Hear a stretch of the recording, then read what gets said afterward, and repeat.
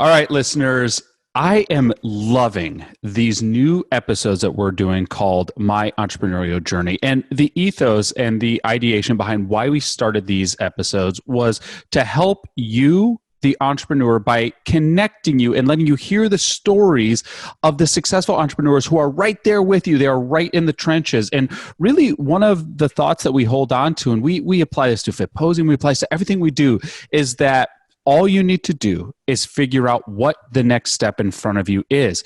And the best way to figure out what the next step in front of you is to find someone who's already figured that step out. And that right there is the reason we created this special series called My Entrepreneurial Journey. And in today's episode, I get to chat with my dear friend, Kathleen Apodaca. She is the creator and founder of the Turnip workout program and method.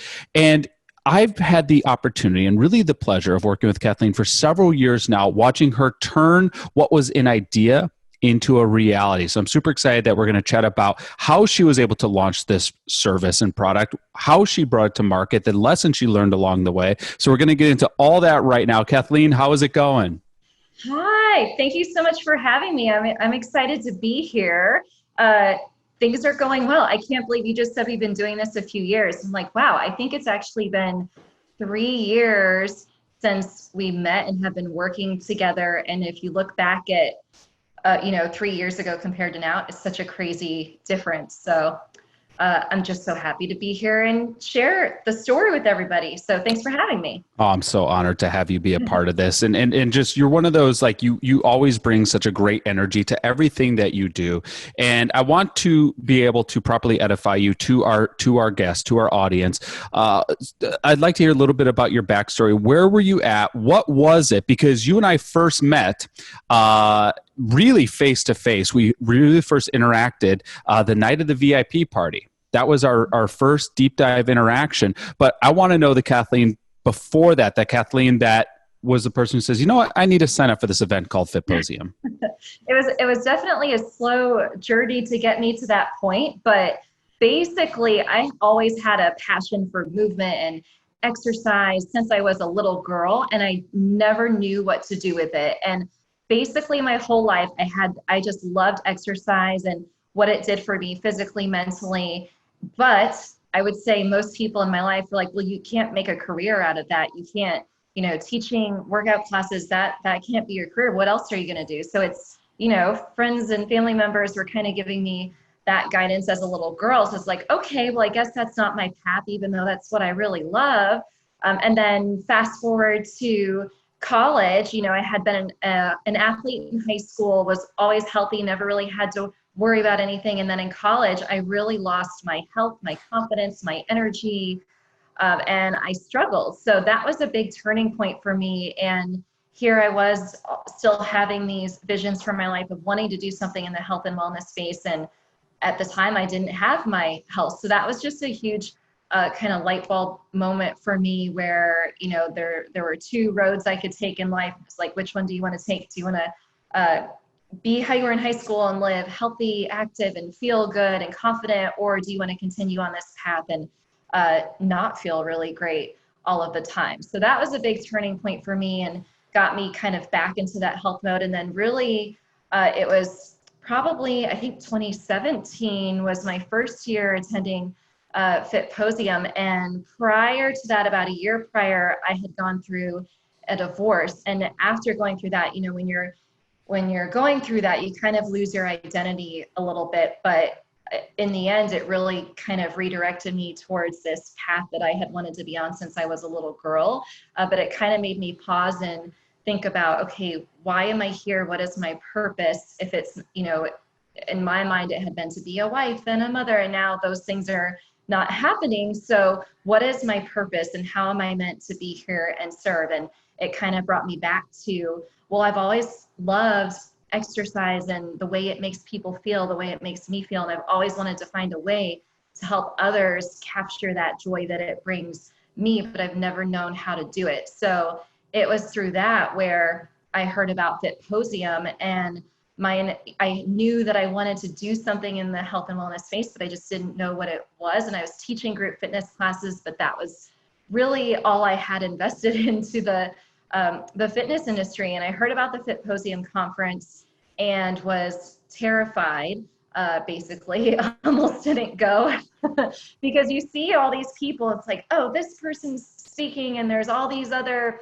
people who are so established in their, their careers in the fitness industry. And it's like, well, I don't even know what I want to do or once I'm in this space. So, I'm not good enough to attend yet. And I was so close to not getting on the plane. I was living in, I had just moved to North Carolina. So to get to Arizona, it's far away. So I had all these excuses and things I could have said, oh, it's far away, or, this is happening. But I just pushed myself to do it. And it was one of the best decisions of my life, because fast forward 3 years later and look where I am and all of the things that have happened since making that one decision to go to FITposium. So I want to jump in because there are so many facets that just really jumped out to me in this story.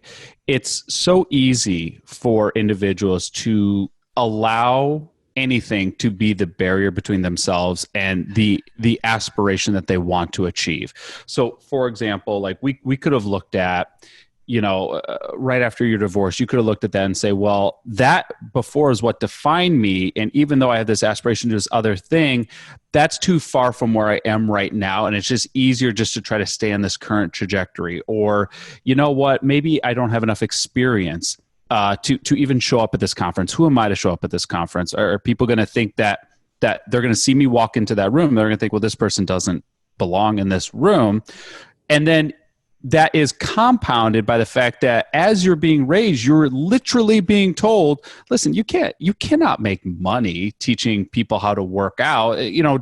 Go a safer route, go a more secure route. So what was it that allowed you to kind of push back all that ancillary noise? Because for so many of us, that noise can get so loud and it can cloud everything else out, where all we see and all we hear is the noise. What gave you the clarity to say, you know what, no, I'm actually going to step on this plane and I'm going to walk through those doors?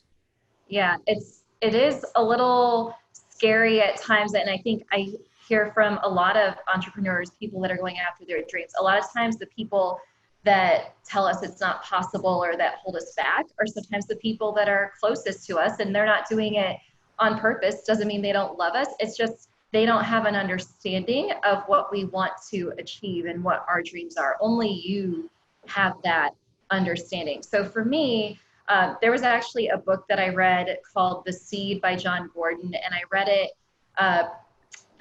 probably 2016, so leading up to making that decision to go to that first FITposium conference. And it's all about a piece of advice they give in the book is just looking back into your childhood growing up. What are the things that you're naturally drawn to? What are the things that you enjoy and that bring you happiness? And so I would write those out, and no matter how I looked at it, it always went back to, I had this dream of wanting to be in the fitness industry and to serve in a big way in the space, but I just didn't.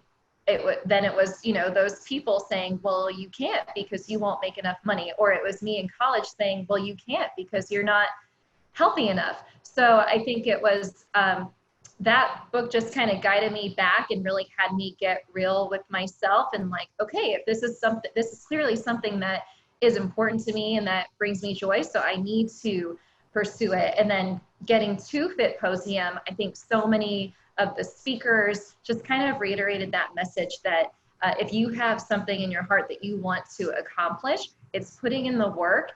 And sometimes you have to, you do have to surround yourself with the people that are going to build you up and support you and push you towards it.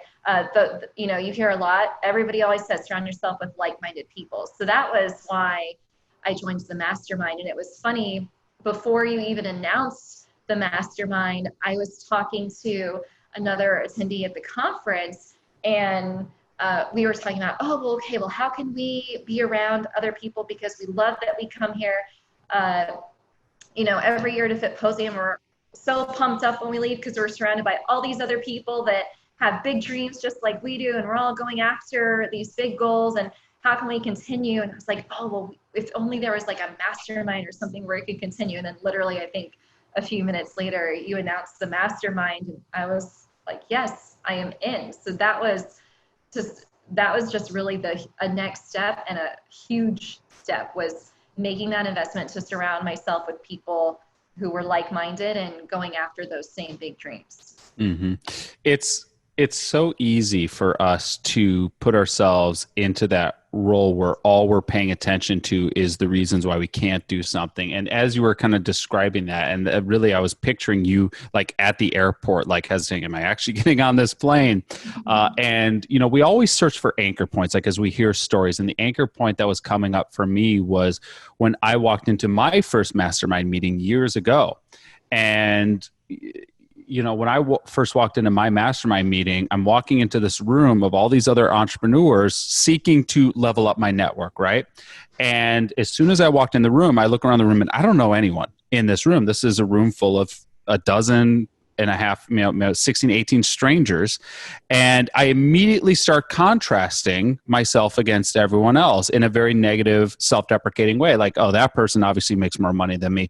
That person, they look techie. They probably know more about tech than me. That person right there, they're in much better shape than me. So they know more. You know, it's like all this stuff like immediately comes up, and I gave myself a mini panic attack, and I had to leave the room, you know, splash water on my face, reset myself, and remind myself why I was there, why I had shown up to that. I says, no, this is going to be an opportunity to build connection. This is going to be an opportunity. This is why you're here. You're here to do something that is terrifying you. So get back in that room. And it was that right there was one of the best decisions I had ever made, was to walk through that room and go up and introduce myself to that first person. So many of the relationships that were founded on that day, I still have years and years and years and years later. Right. But it's because I walked back into that room. So you get on a plane before you feel you're ready. You show up to FITposium before you feel you're ready. You were one of the first, literally the night we announced the mastermind. You're right. You signed up for the mastermind that night. It was the first night we'd ever opened our mastermind. You signed up. You were one of the first people that signed up.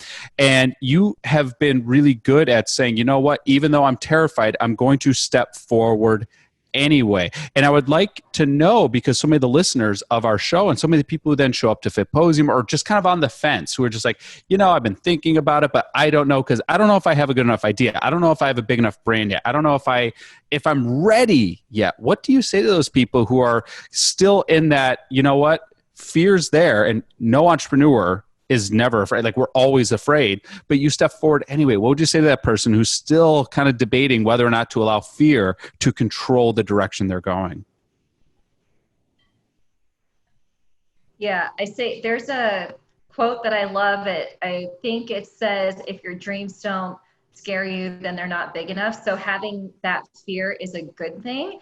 Feeling uncomfortable is a really good thing, because that means you are doing something really big, and you are doing something that is going to matter. Because if you were doing something that wasn't going to be impactful, and that was going to be easy, and that wasn't going to challenge you and change you for the better, it would feel easy and it probably wouldn't scare you. So if your dream and what you're thinking about doing terrifies you, then that is exactly 100% verification that you need to take the step forward and go towards it as quickly as you can. And it's interesting how I think back, I was terrified to go to FITposium the first year, and all of the things you said, you know, I don't belong here.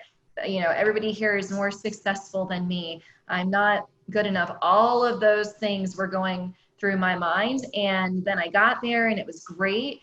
And I had such an amazing experience. I learned so much. And then at the very end, I started to have those feelings creep in my mind a little bit again.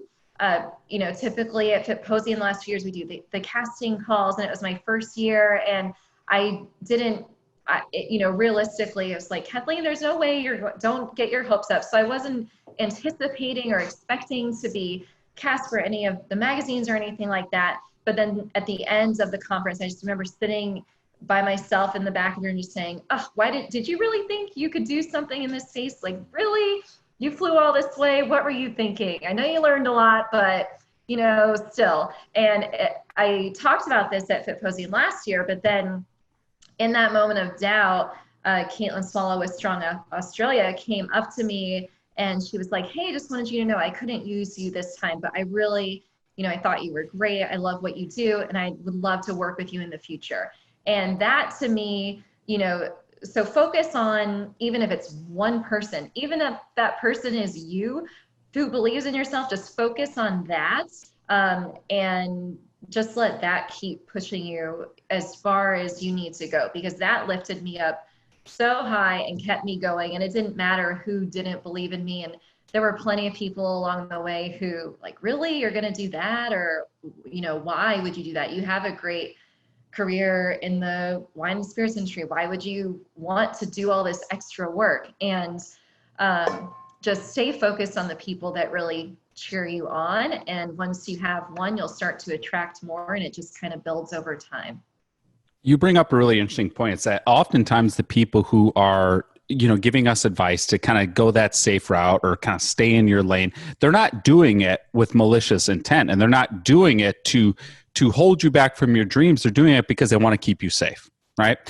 But their idea of safe is not your idea of aspiration. And it's just important to distinguish that. Now, you had come in with the mastermind with this amazing idea to create something that did not exist in the marketplace. So I'd like for you to describe a little bit about what that idea was, and then how you were trying to work into seeing it into reality. Yeah, so the Turnip program and workout method, I had taught group fitness classes for about 11 years now. And so was teaching group fitness classes and was also a business professional. So I was traveling a lot for work, and just basically all of my experiences through working in business, working in at gyms teaching group fitness, and even my experience working with other people. A lot of times their struggle was with not getting enough strength training in. Their workout wasn't fun. They didn't want to keep doing it. So I knew that I wanted to create something that was fun, that was strength training, and that just was effective. As far as the time constraints, with me traveling for work a lot, I didn't always have a gym.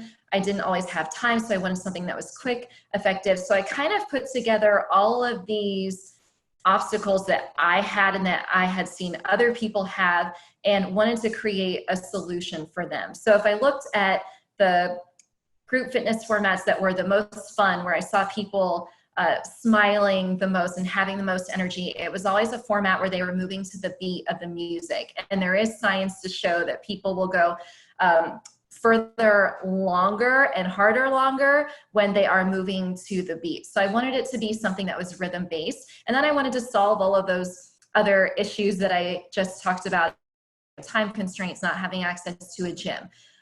So that is, put all those things together, and that is the Turnip workout method. So it is strength training to the beat of the music, and it's using just your body weight, so no equipment needed. So you can literally do it anywhere. And the whole goal was that you could be in a hotel room, on vacation, on the beach, wherever, and you could pull up your phone, hit play on that workout, and be done in 30 minutes and have just toned and strengthened your entire body, and you had a fun time while you were doing it. So that was kind of where the idea came from. And, to create it was the biggest. So I had the idea, and then to actually create it and put it in place, so many obstacles came up. It wasn't even funny, but within the mastermind group, anytime something would come up, and where on my own previously when I was working on it, it'd be a total roadblock, and I would just kind of shut down, and then those voices come back, okay, you can't do this. This is a crazy idea. Like, okay, I'd say, okay, well, I need music. Well, I need music that I have the rights to. Where do I get that from? How do I do this? Just simple things that I would always hit these roadblocks, but then when I was on my own. But then after joining the mastermind, any single roadblock that I had, within probably minutes, it would be solved, because there were, 12 other people that were there to help me, and everybody coming from different backgrounds and having different areas of expertise. There was always somebody that had an answer or could steer me in the right direction. And that's one of the most interesting and fascinating hacks about getting involved in programs like that is you no longer have to figure things out on your own. And early on as entrepreneurs, we think that we're on an island, and maybe we actually believe we are because we have not gotten the support that we thought that we should have had at the start. And so we continue to isolate ourselves, and we're afraid to ask for help. We're afraid to ask for help because one, maybe many of us are just not conditioned to ask for help. And that's why one of our tenets in the mastermind is you don't get what you don't ask for. And it's a core tenet to force our members to ask for things on a regular basis, because when you ask for things, you have the high likelihood of someone saying, yeah, I can help you with that. And you never get what you don't ask for. So that's part of it. But then also it's surrounding yourself with others, not just for community. Community is important, and we strive for community. It's one of the needs we have in the human condition. But this is what's so important, is that it doesn't matter what people choose to do in a mastermind. Like, everyone comes together, and everyone has, and this goes back to how we started this episode out, which everyone is one step away from someone else. Doesn't matter how much experience you have, you're one step away in something else. And there are things that and I'll use the example you gave of like, oh, well, I want to release this program, but I don't have music licensing. If you're just in an island by yourself, that could have been the final like swing that kills your idea, and your idea just goes back on a shelf, and that's where it goes back. Say, like, well, it was an idea at one point, but it just didn't work out. But the difference is like there's someone sitting in that group who's like, oh, I know all about music licensing. Let me help you out. Okay. And then you think, well, am I just taking everything from the group? No. Because then someone else is going to say, hey, I'm looking to host this event, and I need some experience with kind of like how to curate event experience. And Kathleen's like, oh, I got you. I've been doing live speaking at events for years. It's something I do in my corporate job. Let me help you out. And you jump on the phone with them. That's the amazing thing about Mastermind, is you interweave everyone's different skill sets. And that's why we say when you level up your network, you level up your net worth. It's through that, so that when you come to a group with a problem, the group is in your corner. And the reason they're in your corner is because they know when they have a question, you're going to be in their corner. Yeah, absolutely. And I love, it's 100% true. And I love what you said about how that could have been it, like hitting, oh, I can't find the music, and boom, there goes that idea. It really does feel that heavy sometimes. You'll something that would seem so simple becomes so hard, so challenging.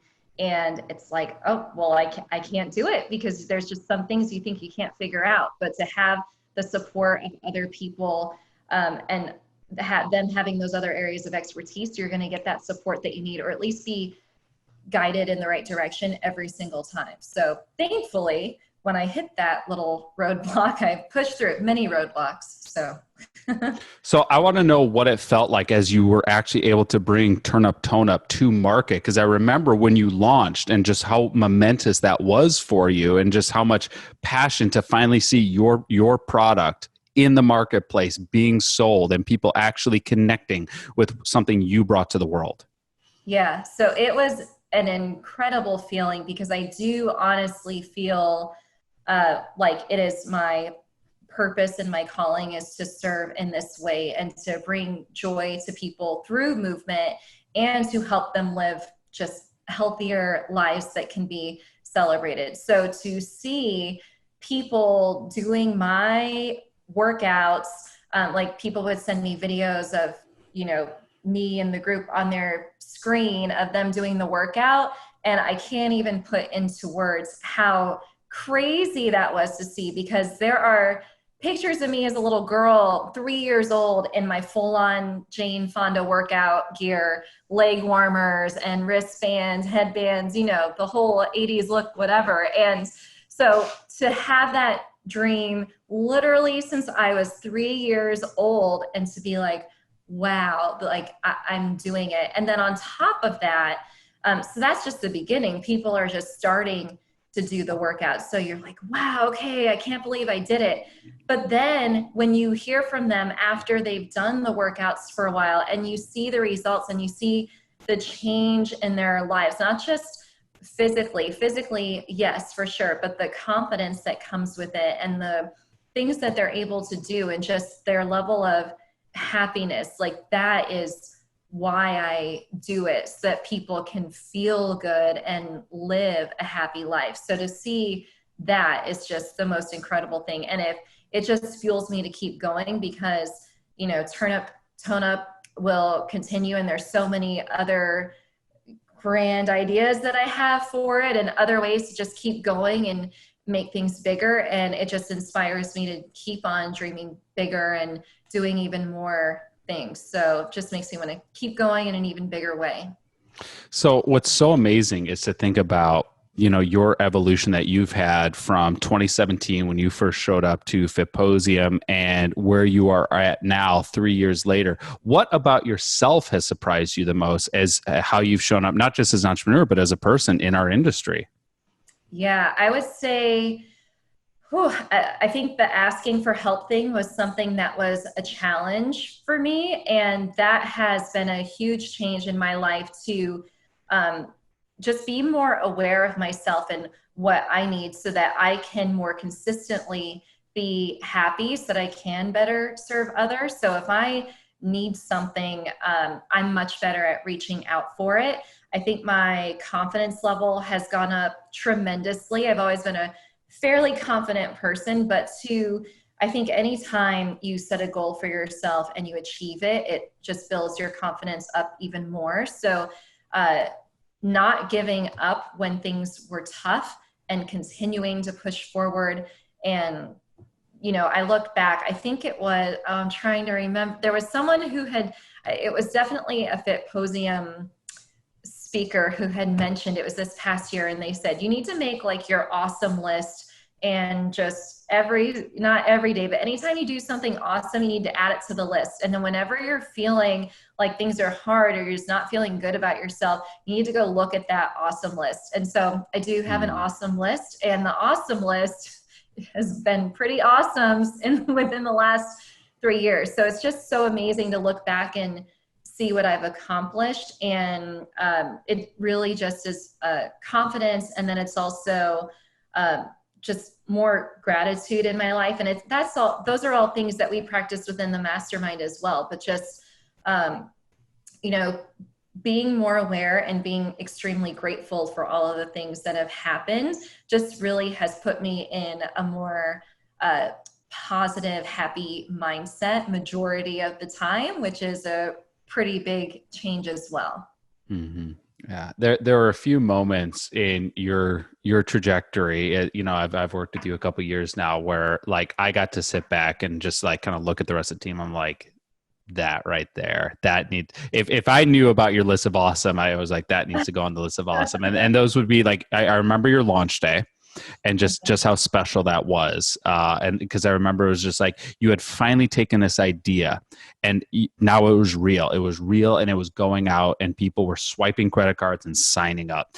So launch day goes on that. And the other one I'd put on that is when you presented on stage at FITposium last year, and I remember you spoke during our mixer, and we had you up on the stage. And I remember because I was like trying to like, you know, angle my way through the crowd to take photos of you on stage.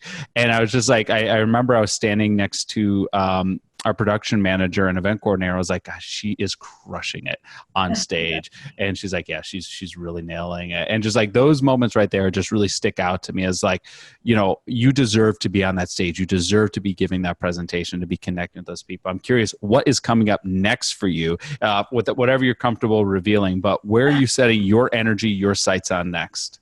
Yes. So really everything is just kind of growing and getting bigger. So Turnip, the goal with it was always to have different editions, because really it's all about being able to do the workout anywhere. And I want people to be able to see just kind of a cool setting. It's all about the fun, right? So I want them to enjoy the workout and just enjoy even the production of it, and want to turn on that workout video. So we filmed the desert series, as you know, last year, and people love it. Just especially, who would have known, you know, March 2020, maybe we didn't quite know yet, but who would have known we would have been entering a global pandemic where gyms would be closed and we would all be forced to work out at home. So I think we all appreciated the desert escape when we could get our workout in and at least see that.